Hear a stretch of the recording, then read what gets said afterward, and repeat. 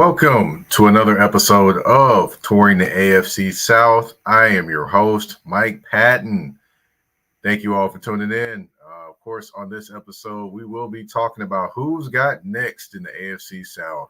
Talking about the guys, the names that this could be their year to become not a household name, but a name that everyone's like, okay, we got to watch for that guy. Or, I'd love to tune in to watch that guy. Now, I will tell you ahead of time, this will not be a conventional list. This is 4 guys, 4 teams. However, there will be some other names mentioned along the way. So just want to kind of prepare you for that.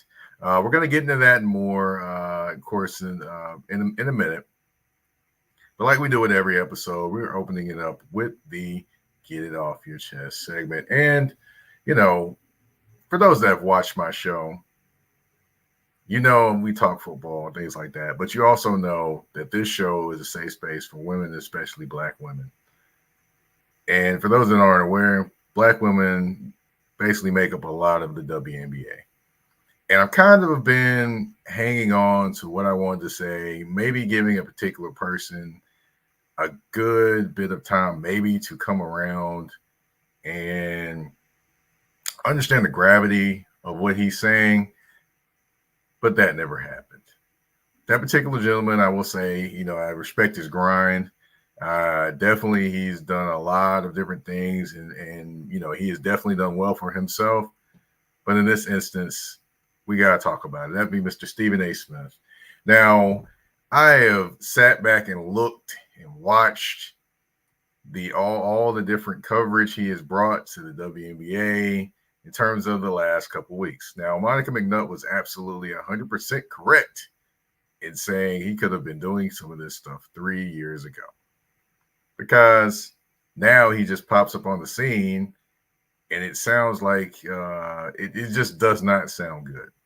Now, the most recent thing is talking about the WNBA and the Olympics.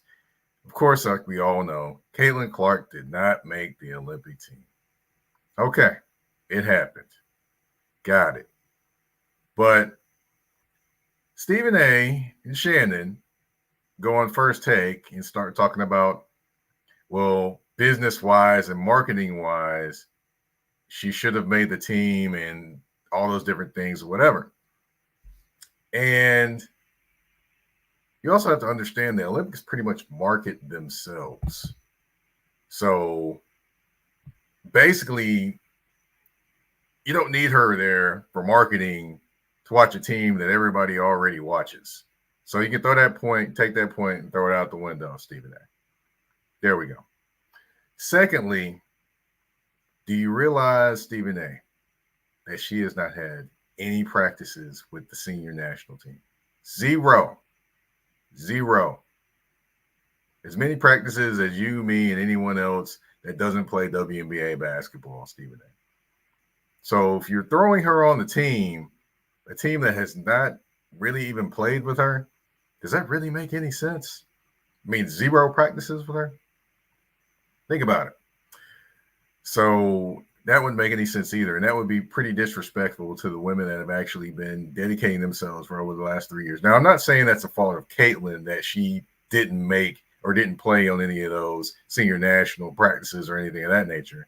Because one, she missed because she was in the Final Four. And I get it. But look at all the women that are on that roster. I mean, you've got plenty of talented women that are on that roster. I mean, led by Asia Wilson, who, by the way, her great season that she is having this year is being overlooked because everyone's talking about this instead of talking about the entire WNBA, which is the issue that I have. Stephen A., if you're going to talk the WNBA, talk about the whole WNBA. Don't talk about a lightning rod topic just because you think it'll bring ratings. Do what you feel is best, which this isn't the best, to keep bringing this up over and over and over again.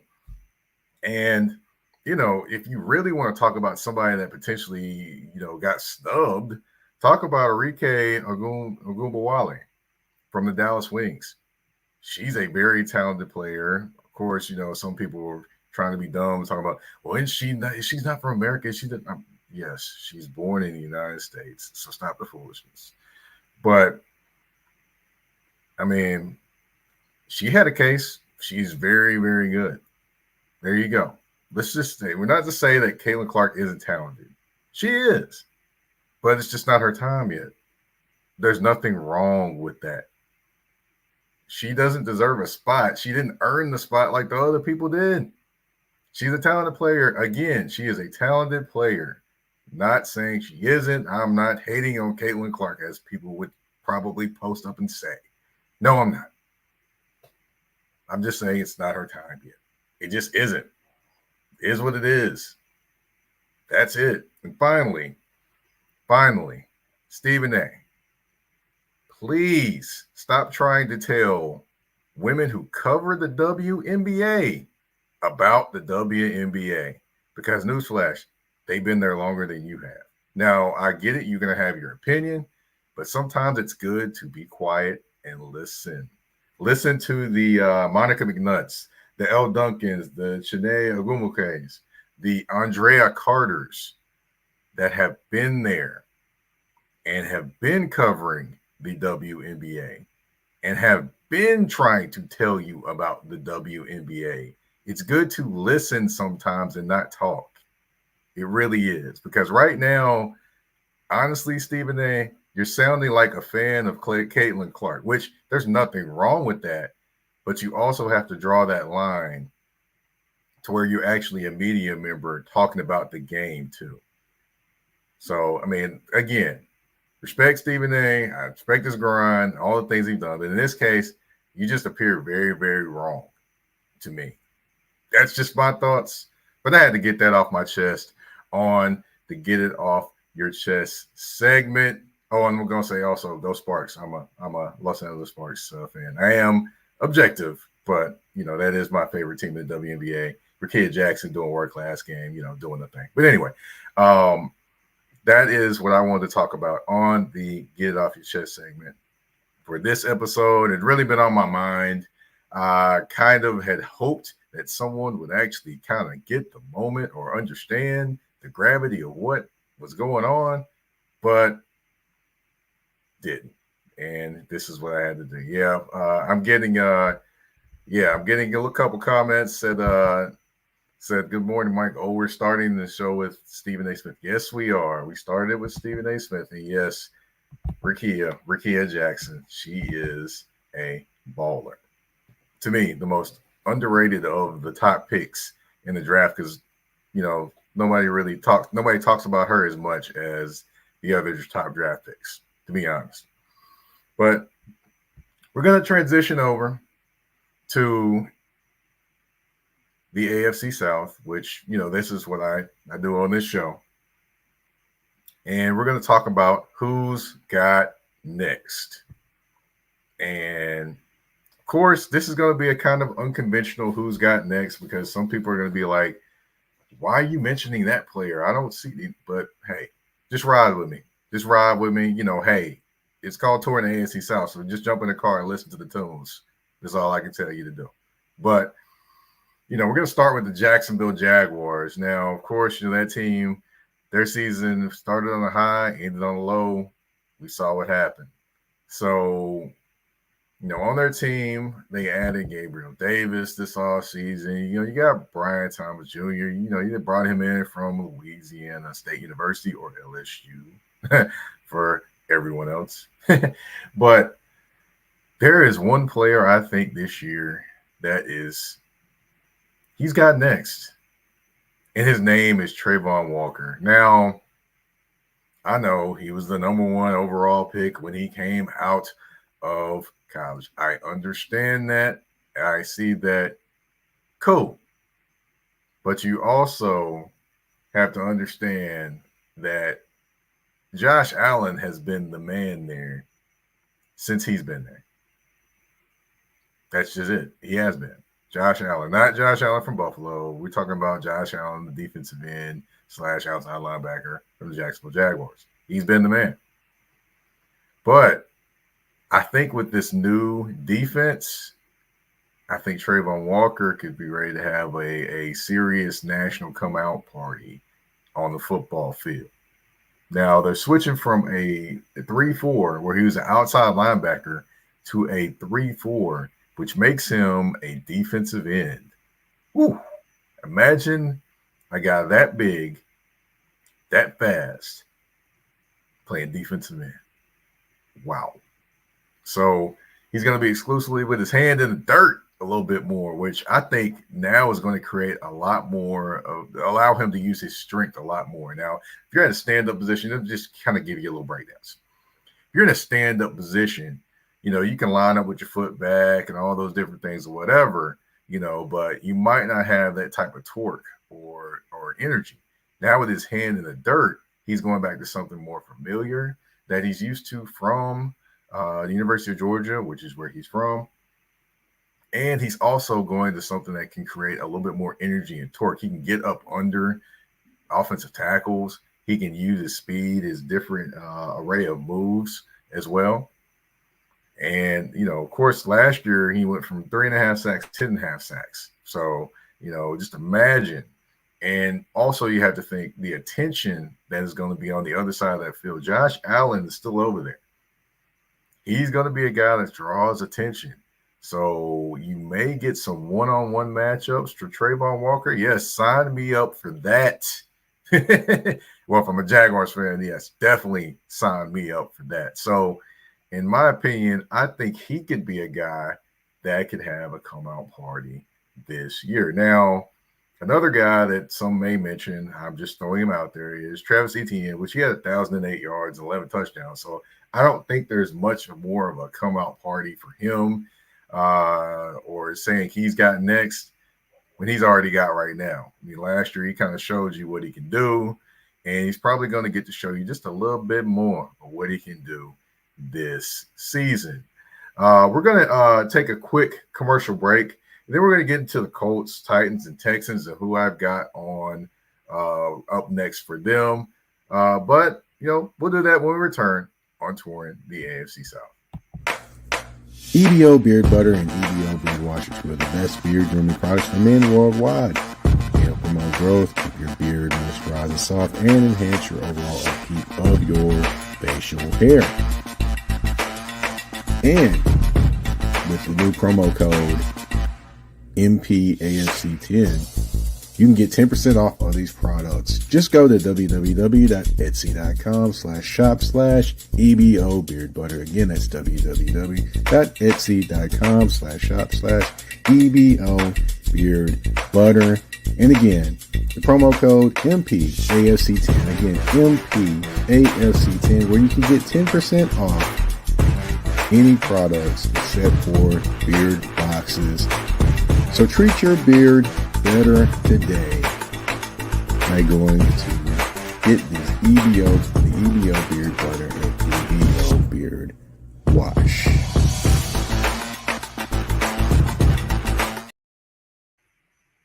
All right, and we are back on Touring the AFC South. I left you all with giving you all the Jacksonville Jaguars player that I think has next.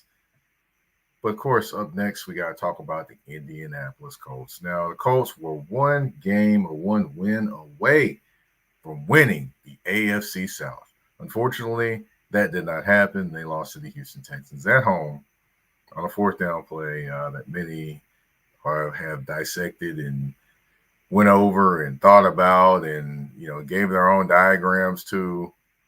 Yeah, it just didn't work. But like I mentioned, the Colts do, have a breakout player, a guy that I think will actually be a potential guy to break out. I mean, he's got a lot of things that I think would help him in today's NFL. Now, I could have went with Jelani Woods. Jelani Woods missed all of last season. But, of course, he had 25 receptions for 312 yards, 3 touchdowns in 2022. And he showed signs for being that number one tight end with his size, athleticism, catch radius, things like that. However, of course, last season, he missed the entire season with the with the hamstring, unfortunately. Hate it for him. But it is what it is. Of course, also, it's amazing that he's a former quarterback. He was a quarterback at Oklahoma State. Was actually imitating a tight end, and that's how he ended up playing tight end. So, just a little background on him if you weren't aware.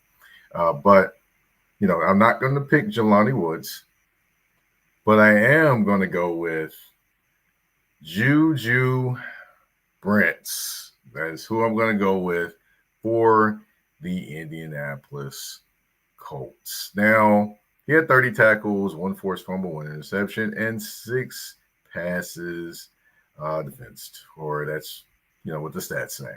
But, he has the potential to be a star player for the Colts. I definitely do. He has the attributes, I'm sorry. He's 6'3", which is huge for a corner. I mean, it's huge size. And look at him having to deal with the guys like the Calvin Ridleys, the Brian Thomases, the Nico Collinses, all those different guys. He has ideal prototype size, and he can actually move pretty fluidly as well. He reminds me in terms of his size. He puts you in the mind frame of just the size, not saying the abilities and things like that. Which, he could be faster than this particular gentleman, but, he puts you in the mind frame of the Richard Shermans and, the Browners and all those guys, with the Legion of Boom kind of thing. And they, amazingly, they do have a defensive coordinator, Gus Bradley, that was there during that time too. So, kind of giving you a little bit of information there. So he kind of fits this defense in terms of his size, in terms of, the legacy of it being from Seattle. He's pretty fluid too. He's not necessarily a pushover out there in terms of, able to get out of his breaks, able to knock down passes. He actually is physical on the run too. He can come up and make some plays in the run, which, a lot of corners, sometimes corners get a bad rap about not being physical, but, there are a lot of physical corners in the league, but, there's no doubts that he is a physical corner in the NFL. And then also, if he can stay healthy, I would say he would be their guy at corner, because the issue last year, of course, he didn't necessarily make it through all the season. He had some knick-knack injuries that kind of kept him out. If those things don't happen, maybe he plays a full season, and maybe he's looked at just a little bit differently across the NFL, scope for, fans, things like that. But, let's say he stays healthy, and he's a second-year guy, but, he's going to be, 24 this year going to that. So I would say that, he's a guy that could take a step forward and like, hey, I am the next level of cornerbacks. I am the guy that's going to be next talked about. Not that he's going to be better than, of course, Sauce Gardner. No. I'm not crazy, but he is going to be a talented corner. He has the opportunity and the ability to be a talented corner in the NFL. So that's going to be something to watch. That's going to be a guy that I think's got next for the Indianapolis Colts. Like I mentioned previously, I did throw out there Jelani Woods. However, I see Juju Brent, and I see a star there potentially as well. I mean, just the size and the ability and the defense that he's in. Hey, it seems like it all could come together for him in that defense. So that's what I have for the Colts. We're going to switch over now to the Tennessee Titans. Of course, didn't have quite the season they wanted last year. Fired Mike Vrabel, brought in Brian Callahan, and brought in some other pieces, which kind of attribute to why I'm picking this gentleman to be the guy that has next. Now, it would have been very, very easy for me to say Will Levis as the guy that's got next for the Titans. He had 8 touchdowns, 4 interceptions, threw for 1,808 yards. Didn't really, take over the reins till kind of mid to late the season. he definitely has all the pieces around him now with, of course, they add to the offensive line, bringing in Lloyd Cushenberry from the Denver Broncos was a huge thing.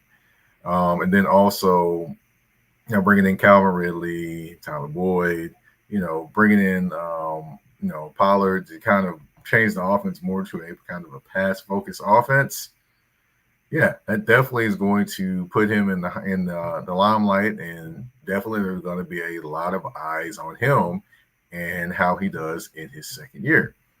However, I'm going with somebody different. Kind of change the monotony because it would have been the easy answer again for me to say Will Levis. No, I'm going to go with another guy that had a lot of talk about him going into the 2023 draft. That would be Peter Skoronski, the offensive lineman from Northwestern. Now, I know an offensive lineman is not necessarily somebody that you were like, oh, why is he got next? Why is he the one that's got next? To be honest, he's a talented offensive lineman. The pedigree is there, with it, in terms of his lineage of his family. And, he's got the ability. Now, was he playing in an offensive line last year that was pretty interesting? Yes. Yes, he was. Did he not do as well as he probably wanted to? That is correct, too. He didn't do as well as he wanted to. However, there are a few things that kind of attribute to that, too. Of course, when you have a rotating door to your left and when you're a guard, that does make things quite interesting, too, because, of course, you haven't had a lot of time to work with that person. One, you're seeing multiple people there, too.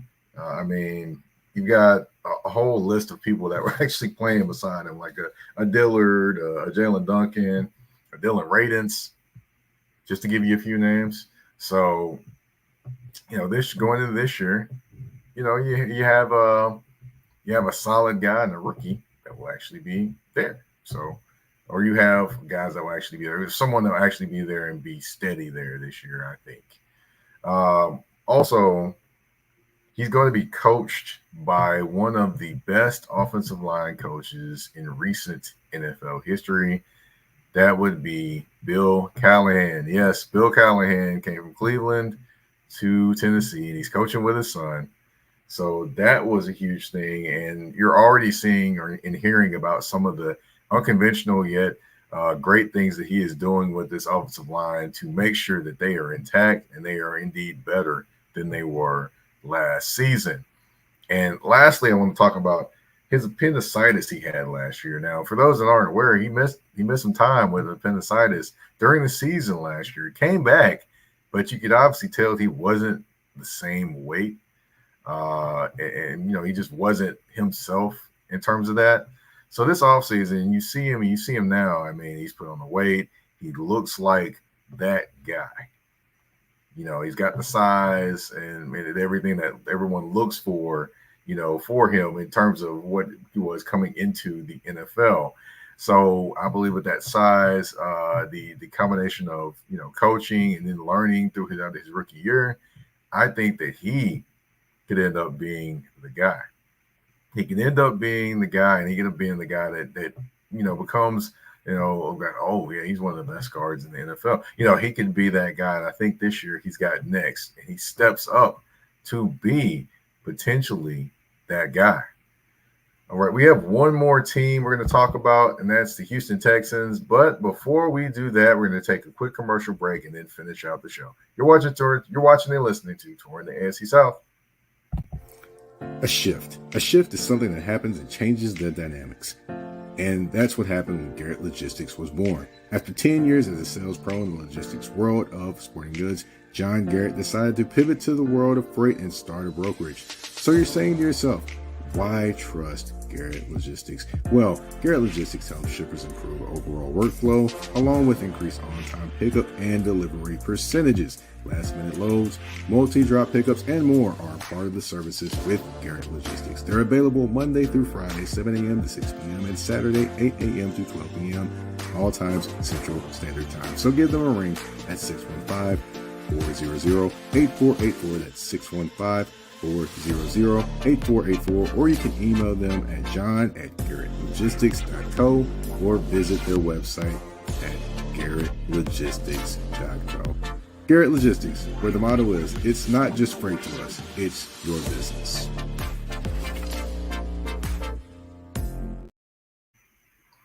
All right, and we are back on touring the AFC South. Of course, I am your host again, Mike Patton.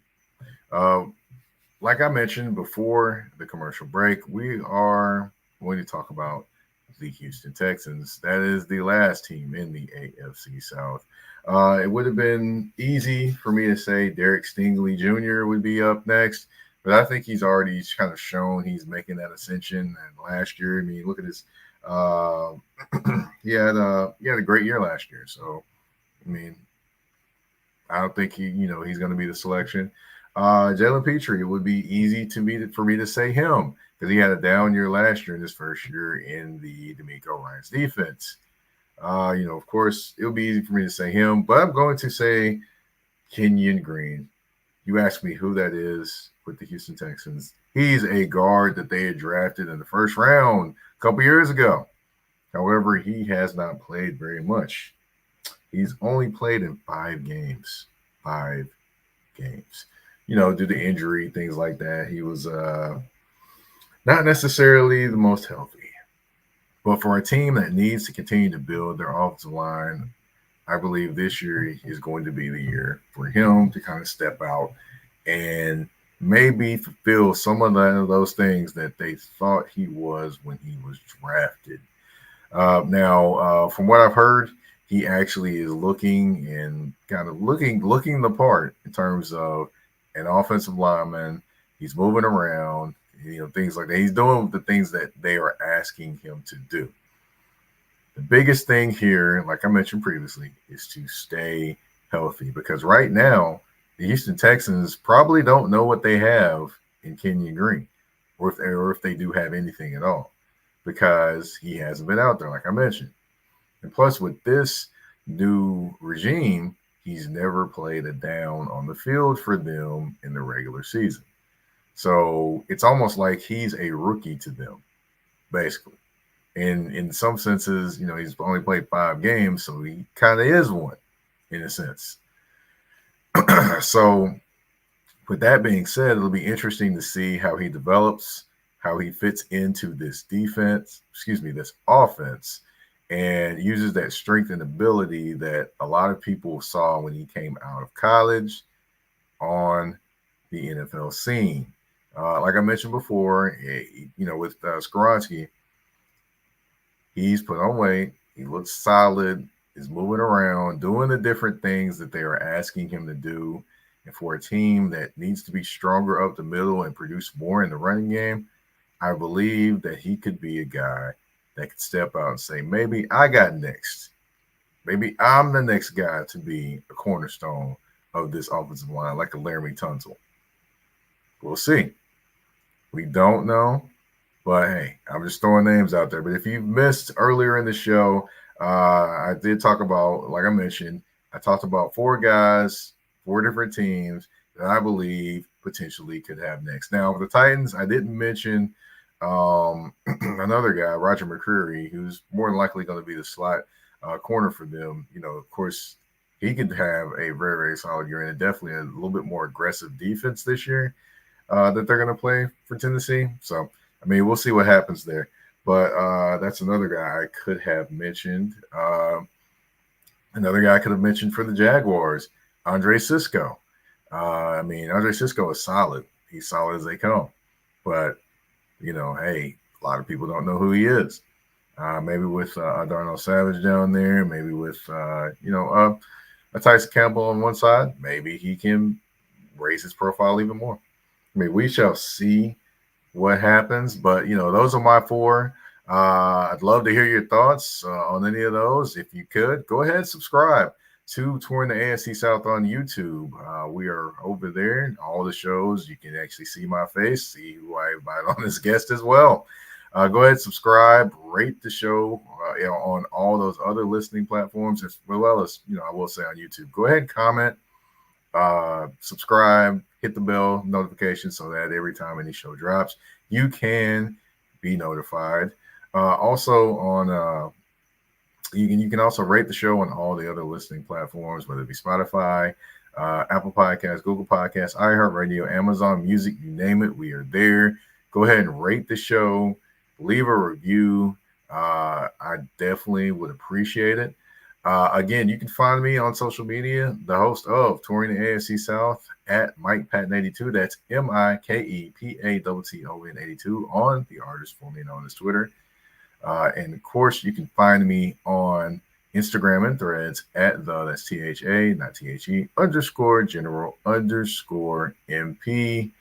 I want to thank you all again for tuning in to this episode of Touring the AFC South. We're out. Peace.